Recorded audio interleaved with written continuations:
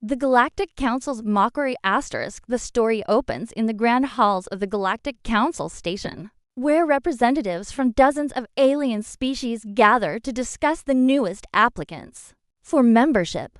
Captain Rex Williams, humanity's first ambassador, stands before the massive assembly with blueprints of Earth's ships. The aliens burst into laughter as they examine the crude designs.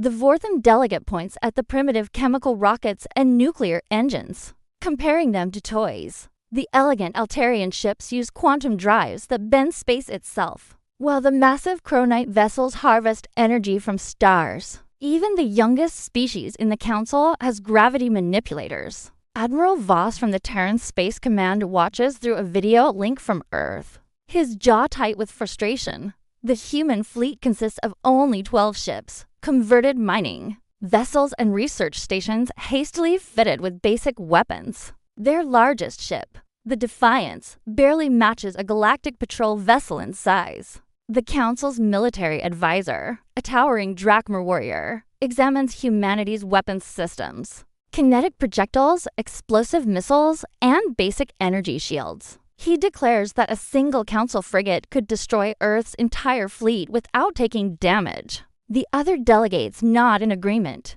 their various forms of laughter filling the chamber. Captain Williams tries to explain humanity's adaptability and determination, but the aliens dismiss his words. The ethereal collective's representative floats forward, speaking in crystalline tones about how humans are centuries behind even the most primitive Council members. They suggest humanity should focus on farming and mining for the more advanced species. The session ends with the Council voting to deny humanity membership. They offer a protection treaty instead. Earth can exist under their shield, providing raw materials in exchange for safety from the galaxy's real threats. The Void Hunters, ancient machines that consume entire star systems, have been moving through this sector. Only United Council fleets can stand against them. As Captain Williams prepares to leave, he overhears casual conversations between delegates. They joke about human warships being unable to scratch the paint on their vessels. Some suggest using Earth as a testing ground for their junior officers. The Chronite ambassador mentions that human space is rich in rare metals, perfect for strip mining, once the species is properly managed. Williams contacts Admiral Voss with the humiliating news. The old soldier's face hardens as he learns about the Council's true intentions. Earth has 6 months to accept the protection treaty or face economic isolation. Without faster-than-light trade routes, humanity will stagnate and eventually become an easy target for conquest. The story establishes the massive technological gap between humans and the galactic community, where alien ships use exotic matter and manipulate fundamental forces. Human vessels rely on brute force engineering and clever problem solving. The Defiance takes 3 months to travel between star systems using its nuclear pulse drive, while Council ships cross the same distance in hours. Back on Earth, emergency sessions begin in the Terran Space Command headquarters. Military leaders debate their options while scientists work desperately to reverse engineer captured alien technology. Dr. Emma Cross, the fleet's chief engineer, studies fragments from a crashed probe. The alien materials seem impossible, metals that exist in multiple dimensions, energy sources that violate known physics. The human fleet begins preparations for what many believe will be their last stand. Weapons are upgraded with experimental systems, armor is reinforced with new alloys, and crews trained for scenarios they barely understand. The Defiance undergoes major modifications, its nuclear engines pushed beyond safe limits. Meanwhile, long-range sensors detect disturbing signals from the outer rim. The Void Hunters have awakened and begun their next harvest cycle.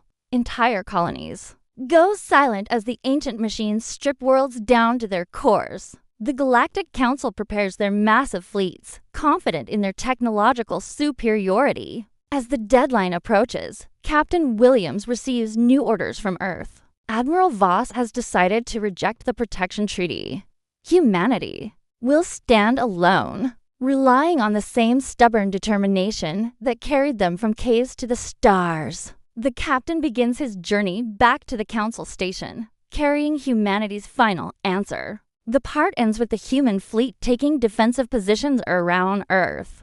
Their primitive ships looking like ancient sailing vessels compared to the sleek alien designs. Crew members check their weapons one last time, knowing they face impossible odds. In the distance, automated probes detect the first signs of void hunter activity in nearby systems. The stage is set for a conflict that will either prove human ingenuity or end their species forever. The galaxy watches with amusement, treating the coming battle as entertainment rather than a desperate struggle for survival. Asterisk the First Contact War asterisk 3 weeks after humanity's rejection of the Protection Treaty, the Galactic Council decides to teach Earth a lesson. A small enforcement fleet of 5 ships approaches the Sol system, led by Commander Thane aboard the sleek destroyer Stellar Pride. The mission is simple: disable a few human vessels, capture some prisoners, and force Earth to accept Council authority. The human early warning stations detect the approaching fleet while they're still days out. Admiral Voss calls an emergency meeting in the war room beneath Colorado Springs. The holographic display shows 5 alien ships, each one larger and more advanced than anything in the human fleet. Intelligence estimates suggest the smallest enemy vessel could destroy 3 human ships without breaking its shields. Captain Williams takes command of the Defiance while the rest of the human fleet spreads across the outer system. The plan is desperate but simple: use asteroid fields and planetary gravity to level the playing field. Human ships can't match alien technology, but they can use the environment and superior numbers to their advantage. Commander Thane laughs as his sensors detect the human formation. 12 primitive vessels hiding behind rocks and moons like scared animals. His weapons officer reports that human ships are using basic metal hulls and chemical propulsion. The targeting systems barely register them as threats. The battle begins when the Stellar Pride enters weapons range of Mars. Thane fires a single plasma burst, intending to disable the nearest human ship as a warning. The beam tears through space and strikes the cruiser Boston, but instead of crippling the vessel, the shot punches completely through its hull and out the other side. What Thane doesn't understand is that human ships were built differently. Where alien vessels rely on energy shields and exotic armor, human engineers used thick steel plating and redundant systems. The plasma beam burned a hole through the Boston, but emergency bulkheads sealed immediately, and backup systems kept the ship fighting. Captain Williams sees his chance and orders the human fleet to attack. The Defiance launches a spread of nuclear missiles while the other ships fire kinetic rounds from railguns. The aliens watch in confusion as primitive projectiles streak toward their advanced vessels. The Council ship's automated defenses engage, shooting down most of the missiles with ease.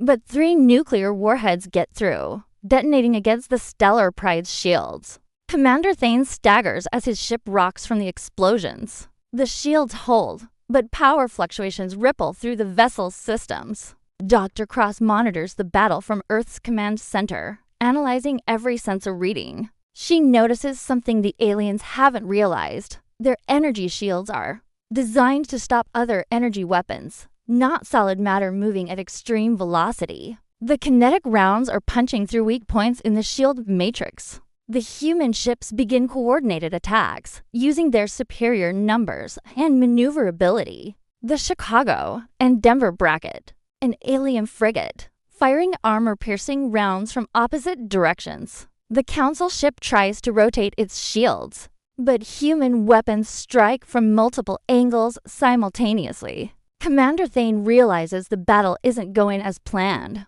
His advanced weapons are devastating when they hit, but human ships are harder to target than expected. They use unpredictable flight patterns and hide behind debris, forcing the aliens to waste shots on rocks and ice. The turning point comes when Captain Williams orders a desperate maneuver. The Defiance charges straight at the Stellar Pride, absorbing plasma fire that would destroy any other human ship. At point-blank range, Williams fires every weapon his ship carries: nuclear missiles, railgun rounds, and experimental laser batteries. The combined barrage overwhelms the alien destroyer's defenses. Kinetic rounds shatter the shield generators while nuclear explosions blind the sensors. In the chaos, a single armor-piercing shell penetrates the hull and strikes the main reactor. The Stellar Pride explodes in a brilliant flash, sending shockwaves through both fleets. The remaining Council ships retreat in panic,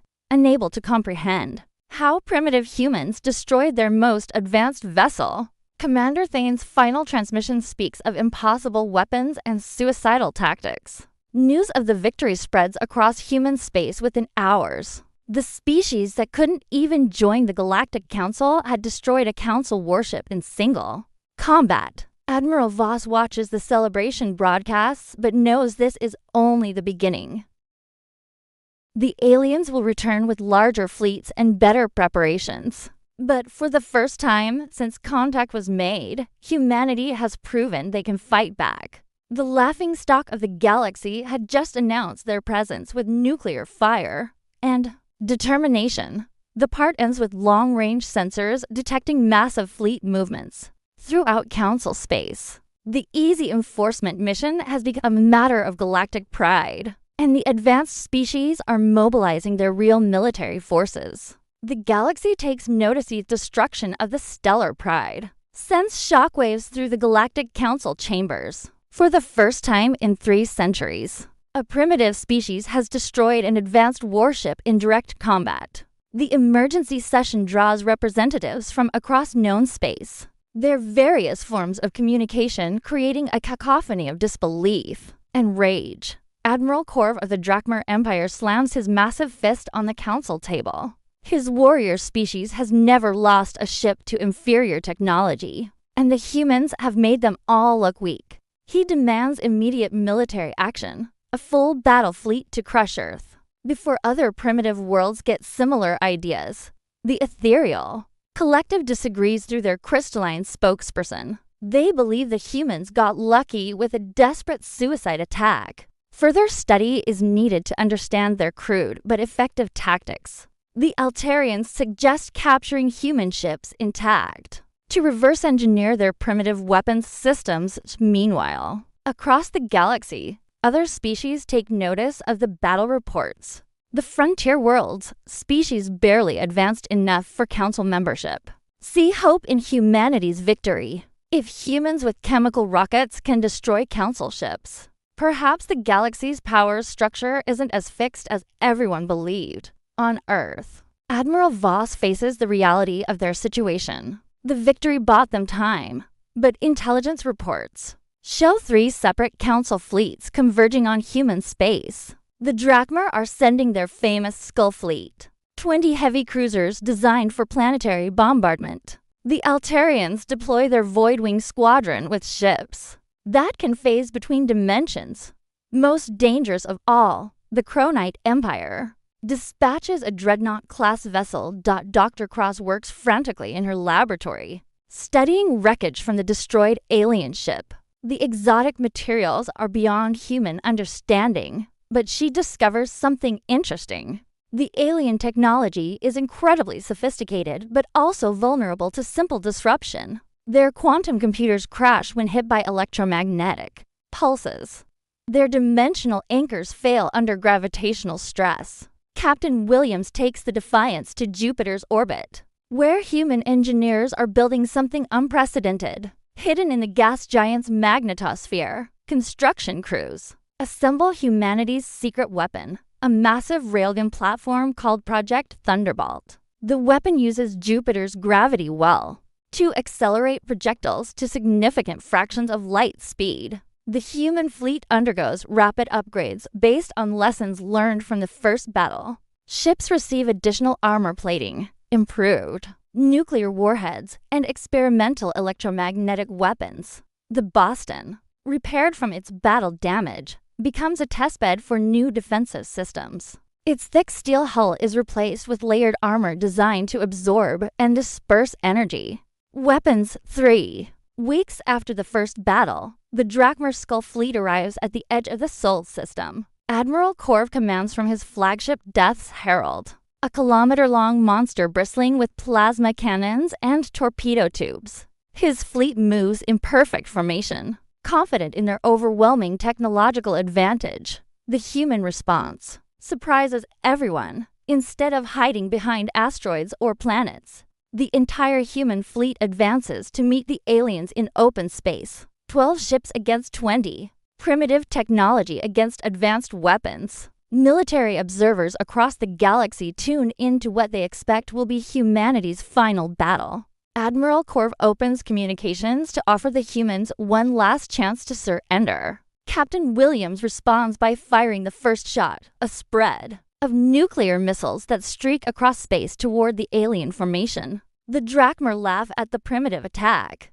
until the warheads detonate in coordinated nuclear flashes. But these aren't ordinary nuclear weapons.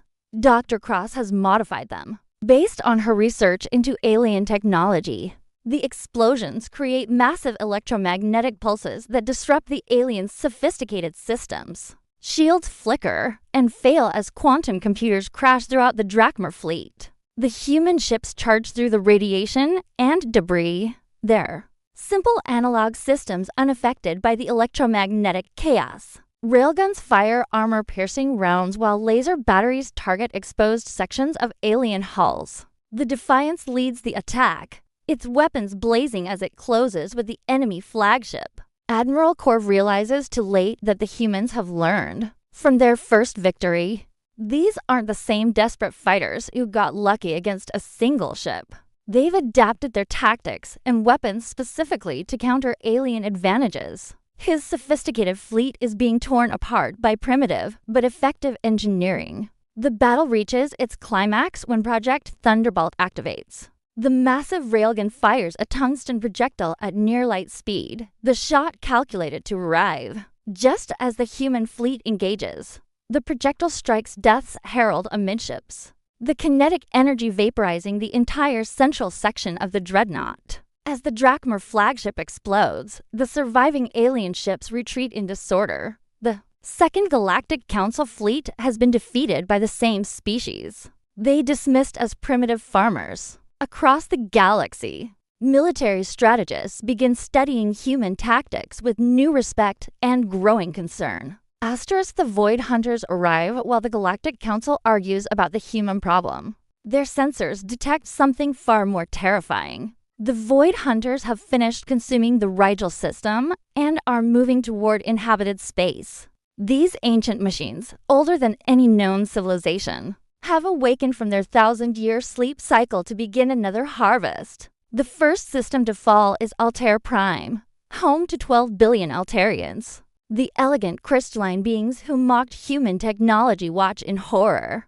As massive geometric ships emerge from hyperspace, the Void Hunters don't communicate or negotiate. They simply begin dismantling everything in the system down to the atomic level. Emergency broadcasts flood Council communication networks as the Altarian fleet engages the invaders. Their advanced ships with quantum drives and dimensional weapons seem powerful until they meet Void Hunter technology. The ancient machines absorb energy attacks, adapt to new weapons within minutes, and rebuild themselves from destroyed matter. Admiral Voss receives the distress signals on Earth and calls an immediate strategy meeting. The human fleet is still recovering from their victory over the Drakmar, but the Void Hunter threat changes everything. Dr. Cross analyzes the battle data from Altair Prime, her face growing pale as she understands what humanity faces. The Void Hunters aren't just advanced, they're evolved beyond normal understanding. Their ships exist partially outside normal spacetime, making them nearly impossible to target with conventional weapons. They've harvested hundreds of civilizations over millions of years, incorporating each species' technology into their collective knowledge. Captain Williams watches the tactical displays showing Void Hunter fleet movements. The machines are advancing on multiple fronts, consuming everything in their path. At their current rate, they'll reach Earth in 6 months. The Galactic Council is mobilizing every available ship. but early reports suggest their advanced weapons are having minimal effect. The Council's emergency session becomes a desperate war council. Species that have feuded for centuries suddenly work together against the existential threat. Admiral Corv, his pride wounded by defeats to humans, agrees to temporary alliance with Earth forces. The ethereal collective shares their most classified technology, while the Kronite Empire opens their weapon vaults. But the joint fleet's first major engagement at Vega System ends in disaster. 300 council ships, the largest fleet assembled in galactic history, face only 12 Void Hunter vessels. The battle lasts for hours and ends with the complete destruction of the council force. The ancient machines emerge from the fight stronger than before, having absorbed the wreckage and adapted to every weapon used against them. News of the Vega disaster reaches Earth as humanity prepares for what everyone believes will be their final stand. The species that laughed at human ships now beg for any tactical insight that might help against the Void Hunters. Captain Williams finds himself in the unusual position of advising alien admirals on combat strategy. Dr. Cross makes a breakthrough while studying Void Hunter technology samples. The ancient machines are incredibly sophisticated, but their complexity might be their weakness. They adapt to known threats by incorporating captured technology, but they struggle with completely unpredictable attacks. Their million-year database has no reference for certain types of primitive warfare. The revelation leads to a desperate plan, while the surviving council fleets engage the Void Hunters in conventional battle, drawing their attention and adaptation responses. Human ships will strike using tactics so primitive that the ancient machines have no prepared countermeasures. Nuclear weapons, kinetic projectiles, and chemical explosives, technologies the Void Hunters haven't encountered in millennia.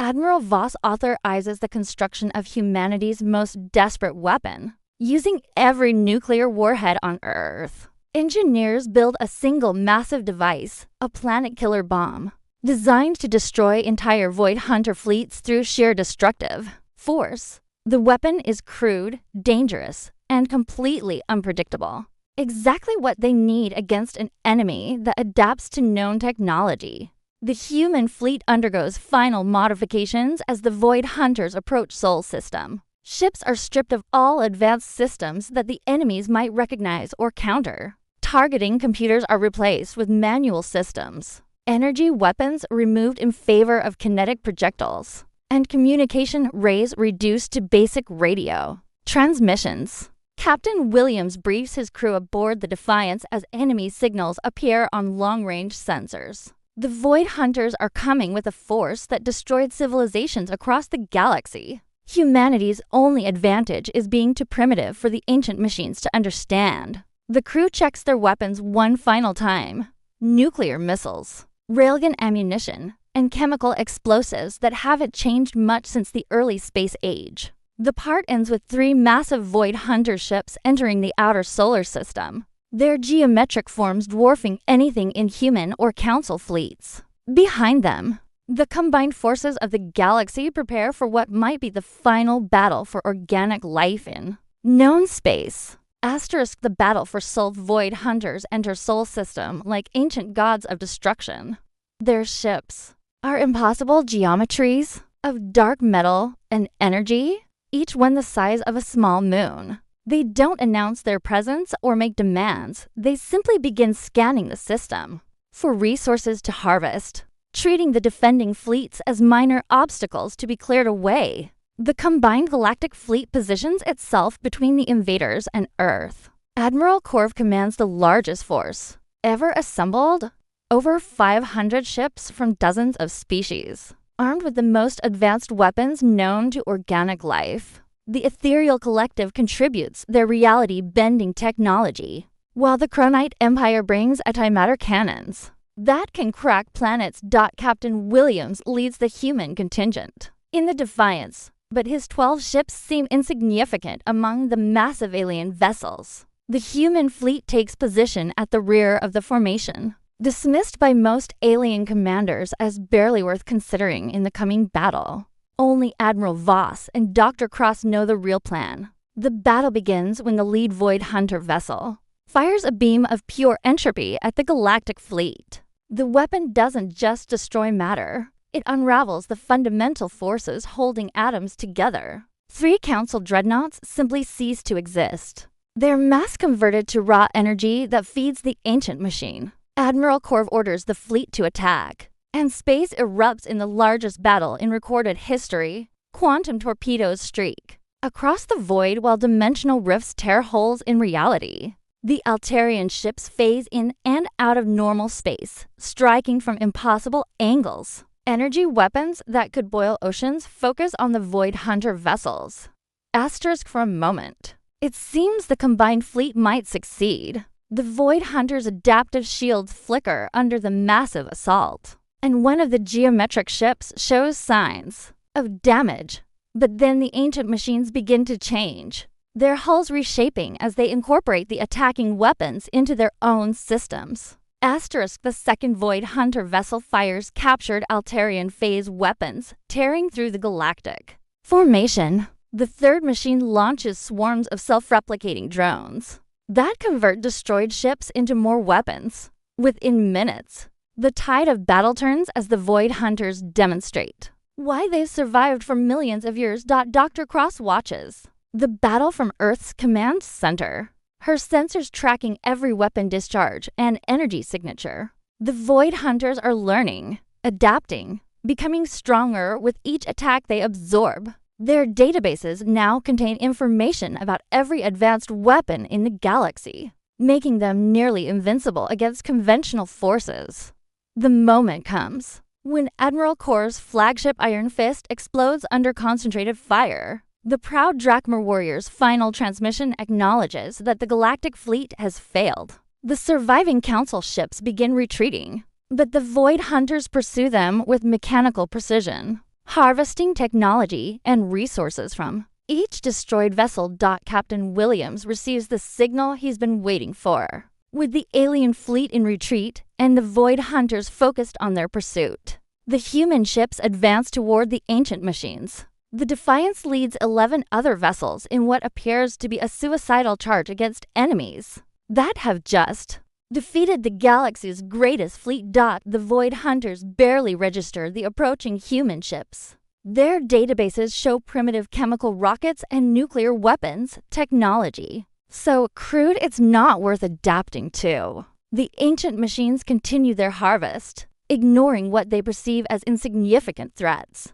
That dismissal becomes their first mistake in millennia. The human fleet doesn't use advanced targeting systems or exotic weapons. Instead, they rely on manual calculations and visual targeting, methods so primitive that the Void Hunter's sensors don't even detect the attack preparations.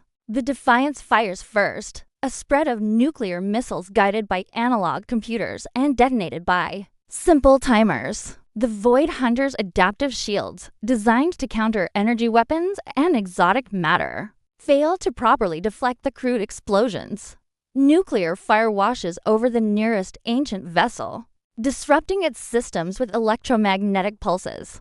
The other human ships follow with coordinated attacks using weapons the Void Hunters haven't encountered in their million-year database. Kinetic projectiles fired from railguns, chemical explosives launched from simple tubes, and even metallic chaff that blinds their sophisticated sensors. Each attack is primitive by galactic standards, but completely unpredictable to the ancient machines. For the first time since Awakening, the Void Hunters face an enemy they cannot immediately adapt to.